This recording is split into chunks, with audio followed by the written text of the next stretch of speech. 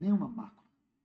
Agora ele está diante de Deus, no irmão, junto ali Pedro, Tiago e João. Ele poderia ter subido aos céus, como aconteceu com Enoque.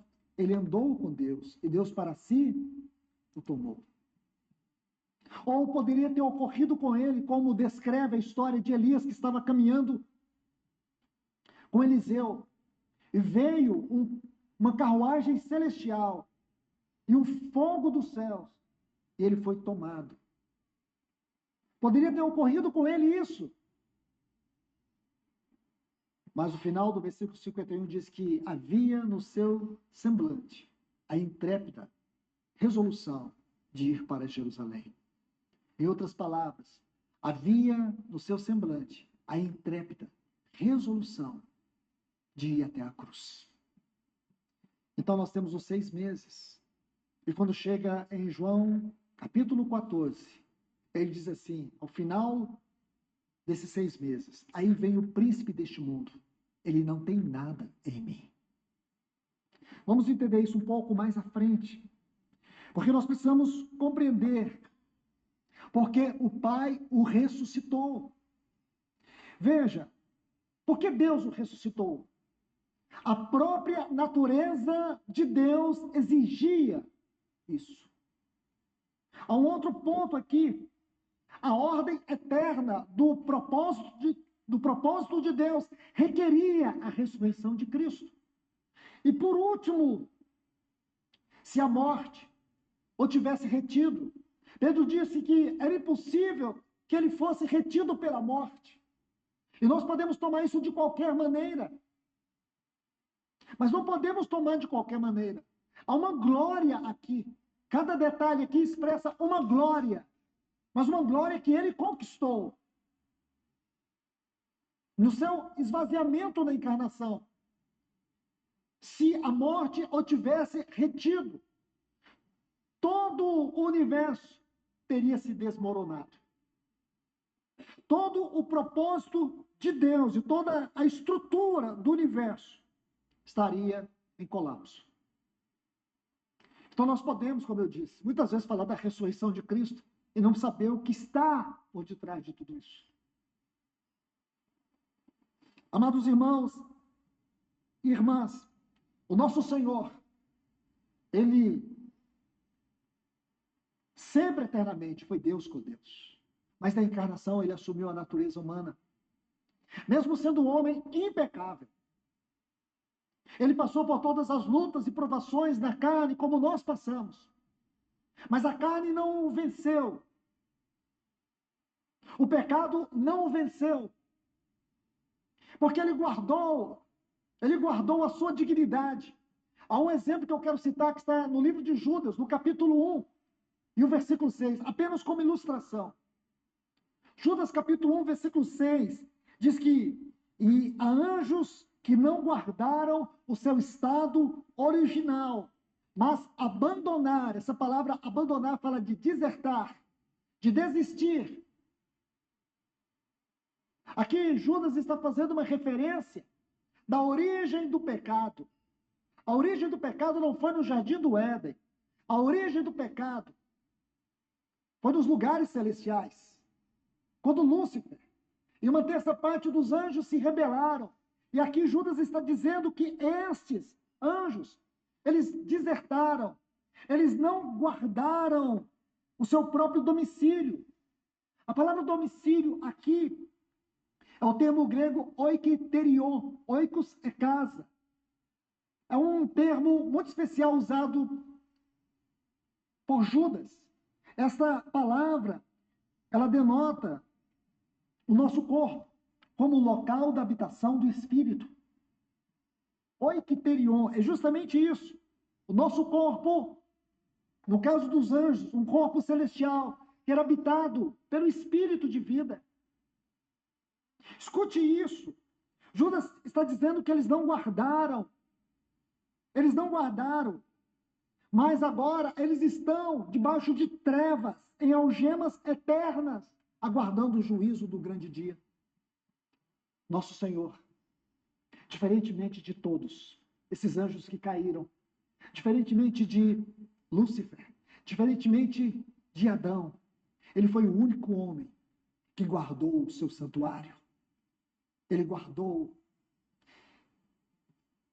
Por isso que ele diz, aí vem o príncipe das trevas, o príncipe deste mundo, e ele não tem nada em mim.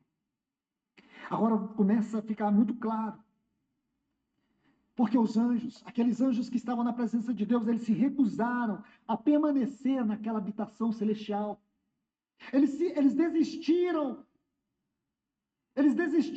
daquela ordem da lei de Deus, no qual eles estavam subjugados, para ocuparem seus serviços dentro do governo da esfera universal. Eles não guardaram. Por isso que o salmista diz, em referência a Cristo, que ele mantinha, o Senhor Jesus, ele mantinha o Pai diante dele. Porque os anjos, naquele estado original, também, eles mantinham Deus diante deles. E eles não guardaram. E aí que vem a singularidade dessa descrição. Que ele se manteve na obediência. Ele não permitiu que a sua obediência, degradasse na esfera limitada do seu corpo, como aconteceu com os anjos caídos. Ele não se deixou. Sabe por quê? Porque ele tinha o Pai diante da sua face. Observe aqui, versículo 25. Porque a respeito dele, diz Davi, diante de mim via o Senhor. Via sempre o Senhor. O sentido aqui, eu nunca perdi a tua face. Por isso que ele se guardava, irmãos. O pecado nunca teria poder sobre ele, é claro, nós sabemos. A carne jamais o venceria. Só que essa nota é tão importante porque mostra o quanto nosso Senhor, ele era o homem singular, o impecável. E aqui é um exemplo lindo para nós. Ele guardou o seu principado, ele guardou a sua dignidade, ele guardou a sua vida, ele guardou a sua habitação, porque ele mantinha o Pai diante da sua face. Ele nunca exercitou a vontade sob a compulsão do desejo, nunca, porque ele sempre mantinha o Pai diante da sua face. Isso é lindo demais, irmãos. Isso é lindo demais. Sua vida na terra sempre foi uma resposta constante e alegre à escolha da vontade do Pai. Sempre isso para ele era uma alegria. Então aqui nós podemos dizer, irmãos, que a primeira vitória de Cristo não foi no Calvário. A primeira vitória de Cristo foi no seu próprio corpo. Foi manter a sua vontade sempre debaixo da vontade do Pai. E aqui ele destrói o princípio do pecado, a desobediência, a rebelião. Talvez a gente não vê isso. Olhamos para a cruz e vemos Adão. Não só isso. Quando olhamos para a cruz, nós vemos que ele vai lá na origem do pecado. E a primeira coisa, antes de ir na cruz e morrer por nós, sua vida de obediência destruiu todo o poder da rebelião que começou com Lúcifer. Porque agora há um homem que se submeteu à vontade do Pai perfeitamente. Aquele que não perdeu a presença e a face do Pai. Aleluia. Porque esse é um ponto tão delicado que a gente não olha.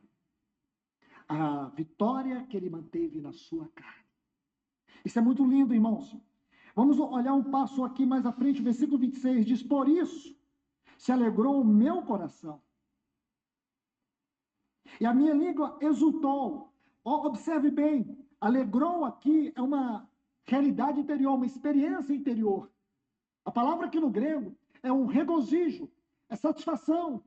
É alguém que tem uma satisfação, um regozijo dentro de si. É estar totalmente satisfeito. Mas há algo que preciso colocar aqui. Alegria interior. Hebreus capítulo 1, versículo 9 diz assim: amastes a justiça e odiastes a iniquidade. Está vendo, irmãos? Isso aqui tem a ver com a